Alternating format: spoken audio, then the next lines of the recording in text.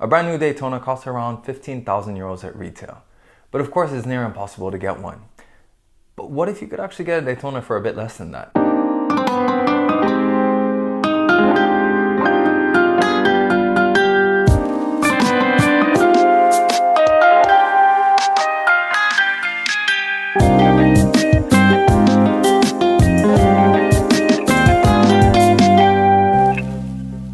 Hi everyone and welcome to Shaluso, and yes, today we are talking about one of the most undervalued Rolex Daytonas, and that is the Zenith Daytona, specifically in two-tone, the 16523.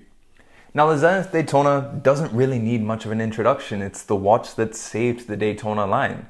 Before 1988, Daytonas weren't weightless models, they were ones that were being bundled together with other models. It was only the introduction of the Zenith Daytona that really brought forward the Daytona and turned it into this weightless model, and it's been that ever since. This was of course courtesy of two things. First off, Rolex finally caught up after years of using the Valjoux 72 manual wound chronograph. They finally had an automatic chronograph in the Daytona, courtesy of course of Zenith.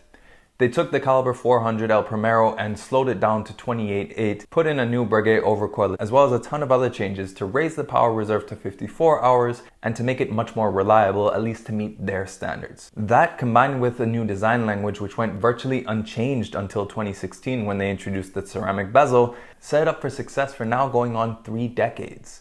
And this wouldn't have been possible without the introduction of the Zenith Daytona. Now, while steel Daytonas command a massive premium, what really sets this one apart and what helps it command prices that are actually quite accessible is the fact that this is a two-tone model. Two-tone models, whether it's the Zenith Daytona, the manufacturer movement, or even current ones, always provide much better value than the steel variations on the pre-owned market, and in many cases they even actually sell for less than the pre-owned prices of the steel variations. So this shouldn't come as a surprise, but what does come as a surprise is the fact that a Zenith Daytona is one of the most accessible Daytonas there are. Examples like this cost around 14,500 euros on the low end.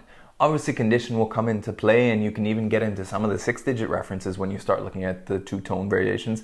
But the importance of getting a Zenith one is genuine rarity. For a bit of perspective, today, Rolex makes around 1 million watches a year.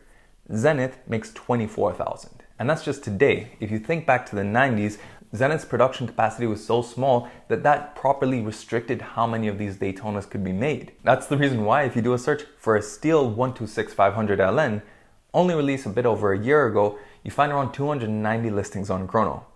The entire run of Zenith Daytonas in two-tone, the 16523, you can find 270.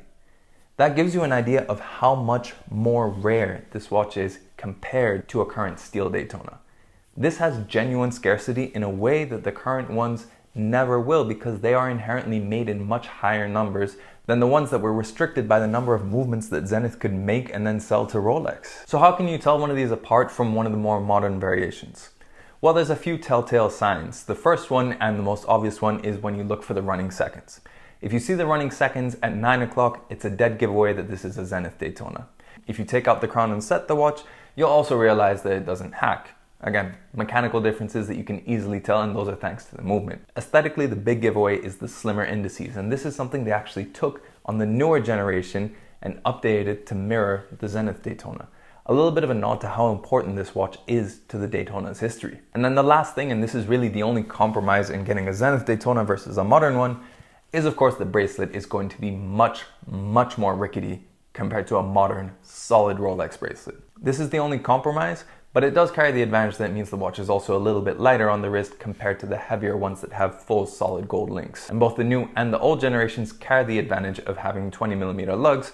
You can easily replace it with a rubber strap or a leather strap as well. But at the end of the day, this is a Daytona that you can get for nearly the price that Rolex recommends that a Daytona be purchased for. So that means that this is actually a way in, and probably something that's gone largely unnoticed because of the current unpopularity of two-tone. But as we all know, fashion is cyclic. Rose gold has gone out and now yellow gold is coming back into fashion. It's only a matter of time before there's a spike and you see two-tone shooting up in popularity, and these Zenith Daytonas will be well out of reach. But for now, they really are the underrated hidden bargains of the Daytona family, and considering this is already at a time when the watch market is starting to soften up, it's unlikely they're going to go any lower. But let me know in the comments below, what do you think of this Daytona?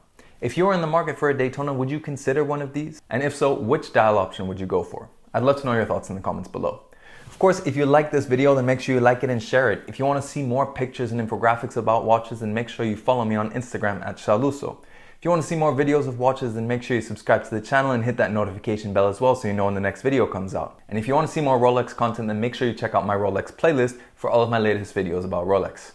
But thanks for joining me on this quick exploration of one of the most underrated Daytonas, and we'll catch you on the next video.